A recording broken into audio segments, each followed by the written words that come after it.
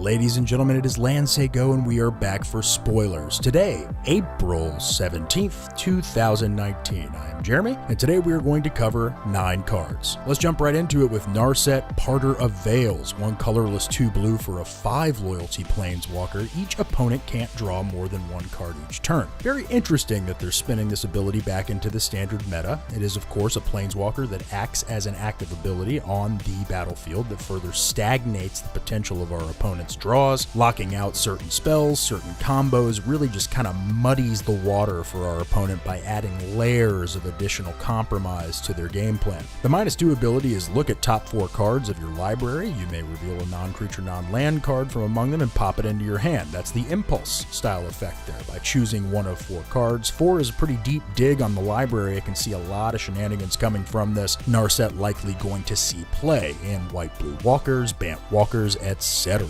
Sticking with the Gnar Set namesake, let's move on to Gnar Set's Reversal for 2 blue. Instant speed, copy target instant or sorcery spell, then return it to its owner's hand. You may choose new targets for the copy. In discussions with Debo, I was getting really excited about the fact that this may potentially be a giant growth double up, but it acts like unsubstantiate. We actually don't get to do that. It removes the spell from the stack. It actually puts the spell back into the owner's hand, therefore effectively countering it. Just instant and sorcery spells though, but that doesn't matter. When we get to copy things and use our opponent's resources against them, it out-tempos them. We gain quite a bit of advantage with Gnar Set's Reversal, and I would expect to see that in a lot of sideboards on a go-forward basis. Depending upon the meta, it may sink into the main board, but for now, let's just love it because we got it. Sarcans Catharsis, 4 colorless and a red for an instant spell. Sarcans Catharsis deals 5 damage to target player or planeswalker, so Lava Axe coming back in a big way here, dealing damage to players and planeswalkers at instant speed. It's a very, very good card for limited. I would probably end up drafting it if I was red heavy or had some rares that I wanted to accompany. In sealed, it could definitely see some play as well depending upon the pool that you open. But it is a common, it is 5 converted mana cost, and there are probably better utilizations of those card slots in a constructed standard format. Finale of Glory, getting into the finales, the final 2 being presented here and covered in spoiler season at Lansego, but X2 white for a sorcery speed, mythic sorcery, create X2/2 white soldier creature tokens with vigilance if X is 10 or more. Also create X4/4 white angel creature tokens with flying and vigilance. This is an ender for certain. There was a deck that I released about Christmas of last year called Holiday Ramp. Go to www.lansego.com, slot a few of these in there, and you've got a deck that is ready to roll to your first Friday Night Magic after War of the Spark releases. Love this spell, going to be playing it personally, will find a way to break it. Moving on to the green finale, Finale of Devastation, X2 green sorcery, mythic again, search your library or graveyard for a creature card with converted mana cost X or less and put it into the battlefield. If you search your library this way, shuffle it. If X is 10 or more, creatures you control get +X/+X and gain haste until end of turn. Seems pretty promising, certainly with Nissa, who shakes the world. There's opportunities here for us to really pop some nasty stuff out onto the battlefield and go in for alpha strikes. Hopefully we don't stumble into a Settle the Wreckage.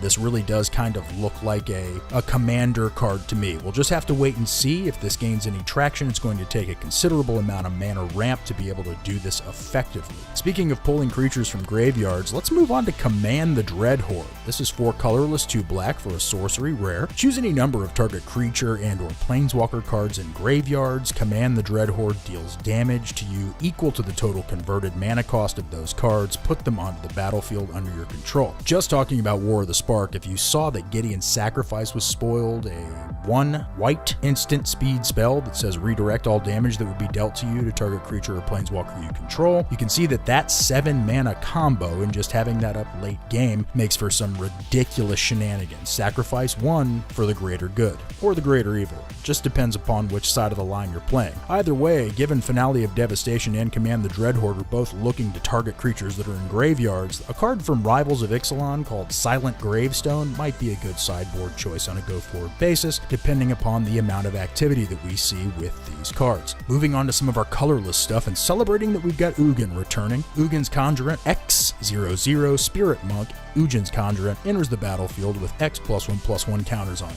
If damage would be dealt to Ujin's Conjurant while it has +1/+1 counter on it, prevent that damage and remove that many +1/+1 counters from Ujin's Conjurant. This is a really cool card. I've been looking for colorless ways to make things better. With Ugin the Ineffable, which we'll cover in just a moment in play, we get a free 2 counters on this Ujin's Conjurant. When we start looking at Tezzeret, Master of the Bridge, and we look at some of the synergies of colorless cards, this might be something that gains some traction. I don't know how heavy it will be in constructed play. Certainly if we can find some +1/+1 counters matters deck where we're creating an obscene amount of +1/+1 counters, we could have something that's tremendously useful. We'll just have to see. I can't see myself really staying away from this card for too long. I'm going to have to try to figure out a way to break it, and hopefully you folks can help me do that. Ugin the Ineffable, glad to have him back, coming in at a rare. We do have an Ugin Planeswalker though. 6 colorless for a 4 loyalty. On a +1, exile the top card of your library face down and look at it. Create a 2/2 colorless spirit creature token. When that token leaves the battlefield, return that exiled card to your hand. That is cool.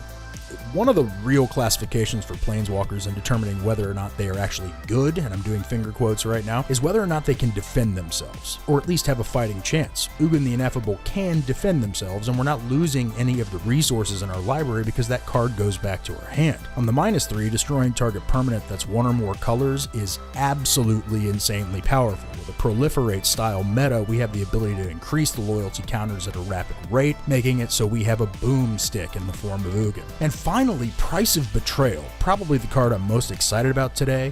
1 black to remove up to 5 counters from target artifact, creature, planeswalker, or opponent.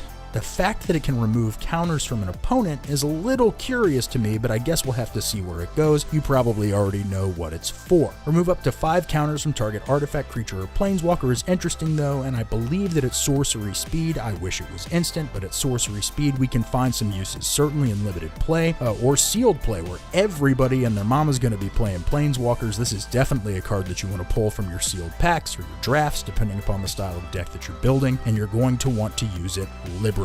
Well, that's it for spoilers today, April 17th, 2019. Please do click that subscribe button at the bottom of the window. Visit us at www.landsaygo.com and join the conversation there. We are always looking for deck submissions in the standard format. Follow us at LandsayGo1 on Twitter and join us on the sideboard for Facebook. We're looking to build a great community and we can't do this without you. See you tomorrow.